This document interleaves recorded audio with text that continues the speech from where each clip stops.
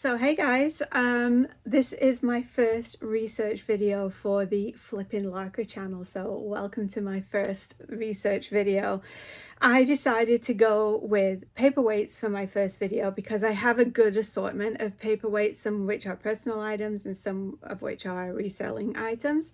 So I figured I would go through the personal stuff first and then move into some kind of tips and tricks to look out for, what to avoid, all that kind of good stuff after. So I will start with two of my favorites, and they are this little this is called a Bergdahl Troll paperweight. This is it's just pressed glass. It's glass dipped into a mold, and off camera, sorry. It's pressed glass, so it's glass dipped into a mold and then allowed to cool into this shape.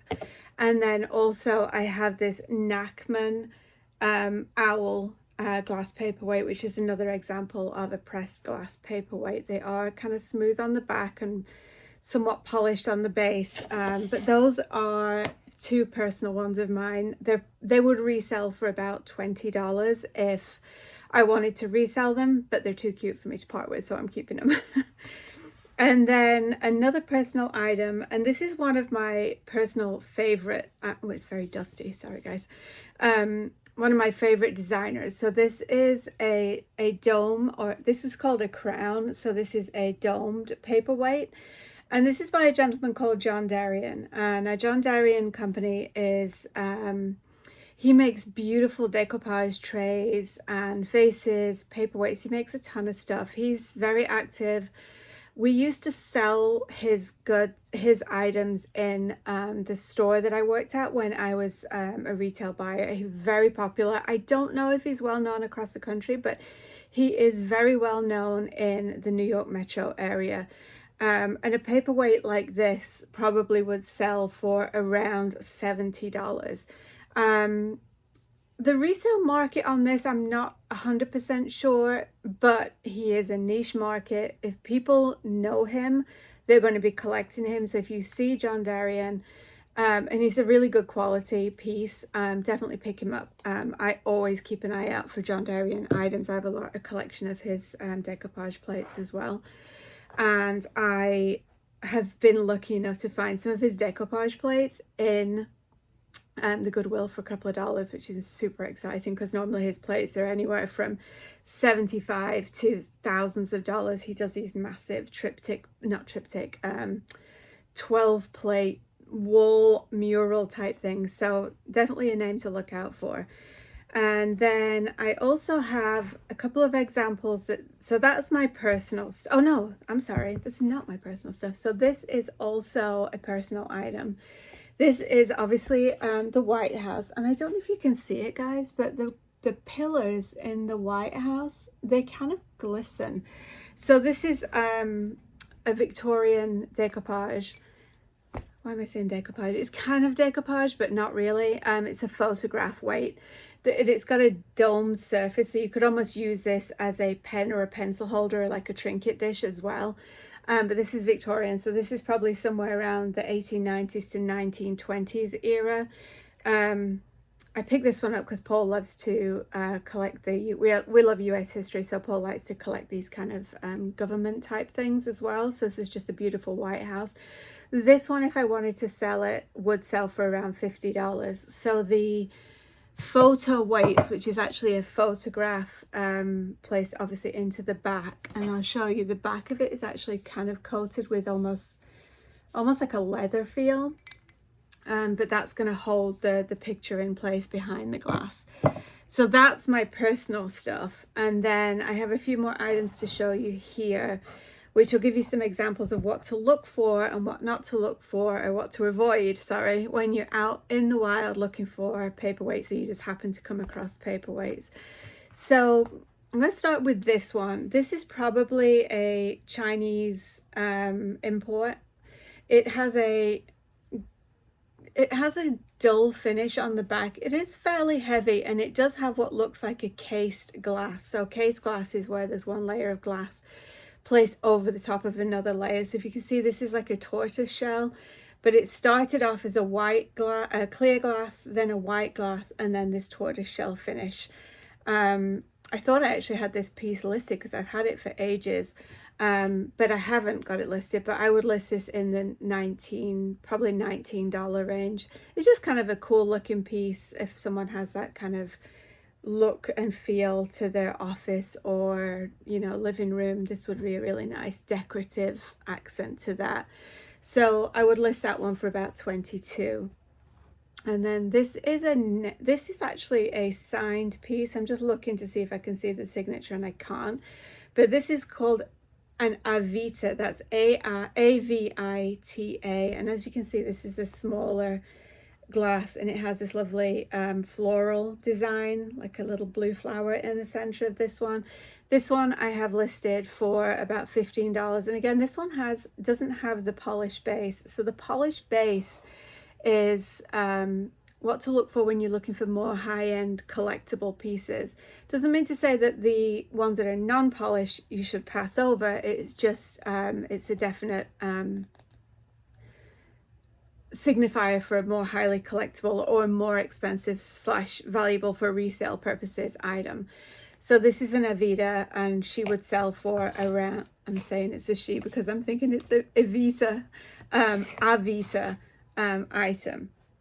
And then another piece I picked up recently is this gorgeous, it's almost like I want to say a stork or an egret wading in like a pond. You can see there's like the greenery on the top of the pond, and the base is again dull.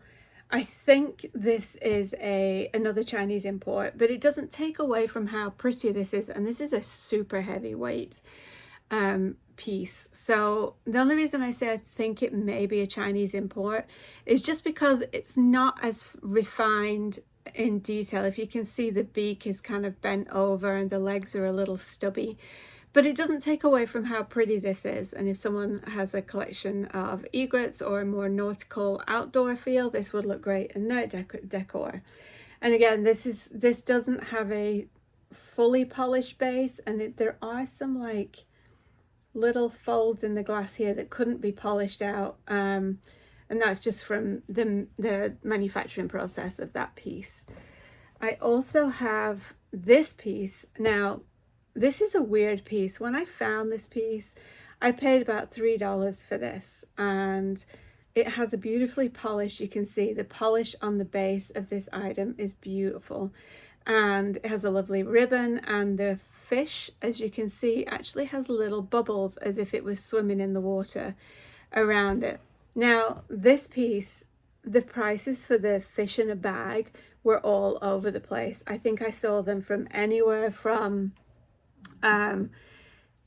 15, 18 up into the hundreds of dollars range. And I think it really depends on the manufacturer, because obviously there are some duplicates or dupes of this design.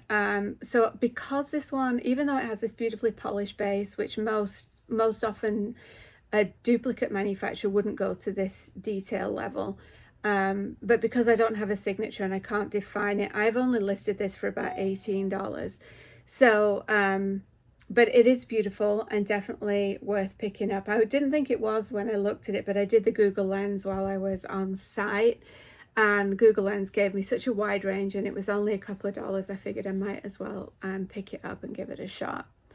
Then I also have another piece. This is a frog paperweight, and this also has a beautifully polished base. Now this piece is a Museum of Modern Art kind of gift shop piece. It looks a lot like a Steuben piece, and we'll talk about Steuben a little bit more, but it is just a MMA, Museum of Modern Art, and there's also an MFA, a Museum of Fine Arts gift shop pieces.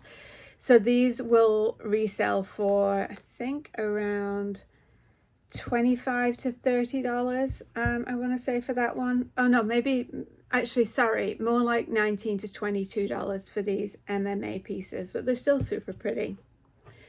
And then this piece, so this is a contradictory piece, and you'll see why in a minute. So this piece is made actually in Connecticut, from the Thames Glass Company up in Newport. No, not Connecticut, Rhode Island. I'm sorry. I say Thames. It's supposed to be pronounced Thames. So it's the Thames Glass Company up in Newport, Rhode Island. As you can see, it's got this beautiful cranberry swirl in this glass and then a large controlled bubble. So controlled bubble is a good keyword to remember, as is swirl. So because that's, you know, people look for specific designs in whatever they collect. So packing in those keywords in your eBay titles is definitely key. Now, this is a signed piece. You can see right there it says Thames Glass, but the bottom is cloudy and dull. So the rule of thumb here is if it's signed, take the signature over the look of the base. If it's unsigned and you're looking for a piece to make a decision, go with the polished base as opposed to this one. But always, you've got Google Lens out with you, so always check Google Lens. So this piece I have listed for about $35. It's really pretty. Controlled bubble. The word bullicante is also another word for controlled bubble, so they're both good keywords to include in your title. And then the last piece from my personal collection is this beautiful millefiori Murano glass paperweight. So this glass paperweight, as you can see, it is it does have the genuine made in Italy Murano label. The thing with Murano glass, they use paper labels, and they have used paper labels for a long time, and the paper labels come off over time as people clean them. So it's really challenging to identify Murano if it doesn't have that paper label, but there are some key things to look out for. So this is a millefiori. I just need to look something up. I forgot what I wanted to say about millefiori. Okay, so it can also be called marine. So as you can see, these little flowers are formed what's called canes in the glass, and then they're just kind of placed inside the glass as the glass is being manufactured. Now, another thing to look for with Murano is, can you see how small, or not small, but compact and different it looks from this side to when you see it from this side? So that's a good indicator of a good piece of quality glass, because you don't see the same distinctive change from this side to this side as you do with a Murano piece. So you know, if the label has disappeared over time, that's another. It's got a lovely polished base. It has that distinct, almost magnifying effect from the back to the front for Murano pieces. I have this one listed for about $125. That was my starting price for this. I have got some interest in it, but so far it has not sold. But that doesn't mean to say it won't sell eventually. And obviously, you know, I can reduce price and stuff like that. So I started the Murano glass right in the low to middle end of Murano glass paperweight market at $125. So some other brands to look out for, and I will put some pictures up as we go along to talk about as well. So what I've done is I've gone through the range from the very low end, like a $15, $17 piece from the Glass Apple Studio or a Vita, and then all the way up to a super expensive piece. So we'll just go through those as right now. So there's a company called the Glass Apple, and I have sold a couple of Glass Apple pieces. Rollin Bodley was born in Ohio, kind of lived in the Midwest, I guess you would call it. Sorry, put that down to my English lack of geographical knowledge of the States completely. But he passed away in 2018, unfortunately, but his glass is consistently collected and sought out and sells in that $17 to $25 range. So you are likely to find glass pieces from the Glass Apple when you're out there in the wild, and they definitely resell. So if you can pick them up for a couple of bucks, definitely do it. And then there's also Viking glass pieces. Now, Viking glass makes the pressed glass type of stuff like these guys, like the owl and the troll that we looked at earlier. And the Viking glass pieces will sell in the $35 to $40 range. There is another company called Vandermark, and I will put a picture up here. So Vandermark makes some beautiful kind of almost lustered feather. They call it like a psychedelic feather. And those will sell in the $50 range. So like I said, I'll put pictures up here as we go through this, so you have an eye or a visual to look out for when you're out there shopping. So those will sell in the $50 range. Obviously Murano glass is all over the place, and the image I'm going to put up now is a Latticino ribbon heart. Now Latticino ribbons are a thin flat ribbon design, almost like a braided design. It's really, really pretty, and you will see it. I unfortunately had a Latticino trinket dish, and unfortunately it had gotten some what is it, like it had water that had dried in it, so it had gotten this white crustiness to the base of the dish, and for the life of me I can't clean it out. So if anybody knows how to get that white crustiness off of glass, let me know. Just leave me a comment below. Another one that we have is Tom Philibbaum. Oh, I'm sorry. So the Merino, the one that we're looking at here, Murano. Good Lord. The Murano glass that we're looking at here is in the $60 range, and then they go up from there with the Murano pieces. So then in the $100 range, we are looking at, what we're looking at here is a Tom Philibbaum multifaceted iridescent glass paperweight. Now, he's kind of almost a very modern look. This is a very modern, clean, sleek look. This cuts into the glass. It's really pretty. His paperweights in this range will sell in the $100 range. So there's another glass that I didn't know about until I started doing research for this video, and it's called a sulphide art glass paperweight. I had to look it up on ChatGPT. So it says that sulphide, the name comes from a sulfur-like appearance of the white porcelain insert when seen through the glass. So, and I've posted a spaniel sulphide paperweight here. So basically they put something in the center of the glass, and then the glass kind of does the same magnifying thing as the Murano millefiori glass that I showed you.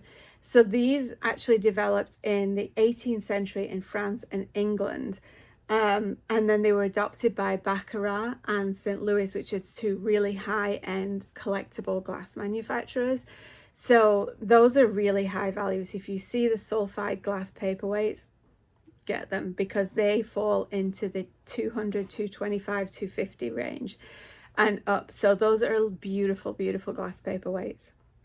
And then the next one we're looking at is Mats Jonasson from Malaris in Sweden. So he's a kind of Swedish modern design, and his paperweights that you're looking at right here fall in the $400 range. So there's some money to be made in paperweights if you see this stuff out in the wild when you're shopping, for sure. So definitely keep Google Lens handy. You keep him happy too. You know, the more you look him up, the better he's going to feel. Anyway, and the next one is mid-century modern uranium glass mushroom. So uranium glass is that green glass that glows like lime green when you shine a UV light on it. I always have a little tiny keychain UV light on my car keys when I'm out shopping, just so that I can quickly flash it at things, just to see if there is any uranium glass hidden in with other glass. I have found milk glass that is actually a milk glass uranium glass this way, so it's definitely worth investing in one of those little keychains. They're only a couple of bucks and they're really handy. So the uranium glass mushroom that we're looking at right here sells in the $500 range. And then the next one is this beautiful William Manson from Scotland, very similar in look and feel to this one that I showed you, but much more refined and beautifully, beautifully made. So, and this one falls in the $800 range. And then last but not least, this is an antique French clinchy swirl paperweight. This one, hold on to your hats, folks. This one sells in the $2,500 range for paperweights. So it's mind-blowing how much these paperweights can be worth when you're out there shopping. So if you see a clinchy paperweight for $250, it is probably worth picking up if you can resell it for $2,500 for sure. And obviously, you know, if you can find the little guys like this for a couple, like my little cute little troll here, for a couple of bucks, definitely pick him up too. So high-end brands to look out for. Obviously, we've said Baccarat and St. Louis, Clinchy. Another one from France is Pantin. And then obviously Steuben. And Steuben is a crystal. Looks a lot like this, but is USA made. So those are some high-end brands to definitely keep your eyes open for. These will be signed. They will have the polished bases. They may be numbered. And numbering is another thing to keep your eyes peeled for. And then, like, more affordable studio glass is like the Thames Glass Company, or Thames Glass Company, sorry. There's Glass Eye, there's Glass Apple, obviously Glassy Baby, which is another, it's not a paperweight. Glassy Baby make these little votive holders, but they're beautiful. And Caithness glass from Scotland. So there's a lot of really great affordable studio glass pieces out there that are worth picking up as well. And then in the non-branded range, I have this little guy to show you. So this is actually, obviously this is a branded piece. This is Steamboat Willie from the Disney studio. This is a lucite paperweight, just a small lucite Disney paperweight, probably worth about $15. And I'll also post a picture here of a recent sale that I had of a lucite phone. I did mention it in a video on my other channel, the Pick and Lark. I'd picked this up as a lot in an estate sale, and this I think sold for around $200. It was a 90s or 80s cell phone. Remember the big block cell phone, the Motorola cell phone, but it also had like a stock letter in there, so it had like a multi-purpose collectability to it. It was that vintage cell phone, that first cell phone, the big block phone that we had. It was a lucite paperweight, and it also had like a stocks and bonds letter in there, so it's kind of like a multi-purpose collectability to that piece. And the gentleman who bought it from me bought it as a gift for a friend who I think was in the telecom industry back in the day. So he said, he sent me a message, he's going to go, this guy's going to get such a hoot out of this piece. So I was really thrilled to get that one rehomed and then rehomed. So that was cool. So things to look out for when you're out in the wild. Look for the highly polished base, look for signatures, numbering. So it could say 1 of 42, 1 of 250. You know, obviously the smaller the grouping, the better the piece. So if it's a 1 of 42, it's going to have a higher value than something that's a 1 of 300, and you know, logically going up from there. And then look for foiled or paper stickers. There are some really good resources for foil stickers. Like if you see that little oval made in China gold sticker, that is a more modern made in China piece. You can see made in China PRC or made in Taiwan. Those stickers are signify that that's an older piece going back to maybe the 40s, maybe the 50s or the 60s, sorry, or the 80s. I am not dogging things made in China because a lot of high-end companies have things produced in China. So do not discount. The only things I discount are the very modern gold labels, because those are made, you know, in the 21st century. They're not saying they're bad. I'm just saying for resale value, those are not the pieces that I personally would pick up. Don't let that stop you though. And then things to avoid.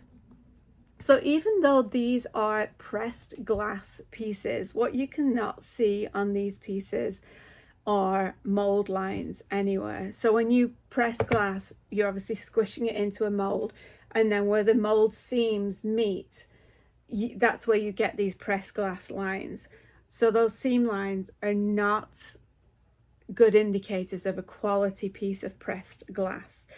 We talked about that the dull cloudy base, which is overruled by the signature on this piece. Sloppy design work, which I don't know if this is sloppy design work or just the nature of this, because it is, you know, that little beak kind of throws me off a little bit. But maybe that bird had a bent beak and I'm just not familiar with the bird breed. And then it needs to feel lightweight. Now, all of the paperweights I have shown you, this one easily weighs 2 pounds. This one easily weighs 1.5 pounds. So they're not lightweight pieces. So there are, however, the plastic ones are lightweight. And then you can also find the middle of the road glass piece that does not feel as flimsy as a plastic piece, but is not a nice solid, like, this feels like quality when it's in your hand piece. And then design things that are good keywords to include things like millefiori, marine, lampwork. So lampwork is something that has like a 3D effect to it. You could almost say this is lampwork. Has a 3D effect to it. Controlled bubble, which is what we talked about, in this piece. There's also the sulphide, which is where there is a, you know, I would say if this was glass and not lucite, you could almost say that this was like a sulphide. So it's almost got like this figurine piece that has been inserted into the center of it. Polished bases we talked about, vibrant colors, like, you know, like these guys here. Canes. So what canes are, just these pieces inside here. It's almost like a stick of rock or a stick of candy that you would get when you go to the beach. It's got like the white center and then the color wrapped around it. And then there's also something called an intaglio design, which is the paperweight has been pressed into something and then that pattern has been transferred into the base. It's the opposite of a cameo. So the cameo is where it's raised, the intaglio is where it's pressed in. So those are things that are good keywords to put in your descriptions. And then also, the ribboning thing. So that was the Latticino ribbon that we talked about. I'll post that picture again here. But that is my TED Talk on paperweights. I hope you enjoyed it, guys. I learned so much just really getting my head around this topic. It's a lot harder to do the research video than it is to just take your camera to an estate sale and wander around. So I hope you enjoy this. I hope you find it useful. Leave me some comments below. Let me know what you think. If you have any tips and tricks for any of us fellow resellers and you want to share some brands that I didn't mention, go ahead and leave those in the comments below. And as always, guys, thank you so much for watching our videos. If you like to see us finding these items, go check us out on the Picking Larker channel.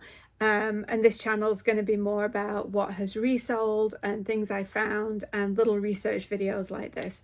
So hopefully you enjoyed this video, guys. If you did, leave me a like or a thumbs up. And yeah, we'll see you on the next video. Who knows what that one's going to be all about.